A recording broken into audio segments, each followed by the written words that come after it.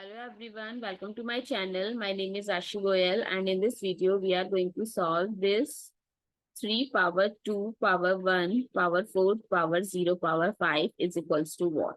So let's start with the today's video solution. So we'll start with the first power, that is 5. 3 power 2 power 1 power 4. 0 power 5 is 0. Now 3 power 2 power 1 power 4 power 0. So anyone whose power is 0, if a power 0 is equals to 1, whether it's 2 power 0, it's always also 1. So 4 power 0 is also 1.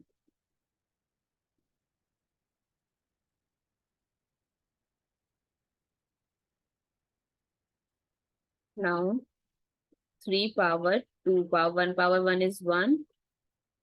So 3 power 2 and 3 square is 3 times 3, which is 9. I hope it's clear and you find it useful. So please give us a thumbs up and do subscribe to my channel. Stay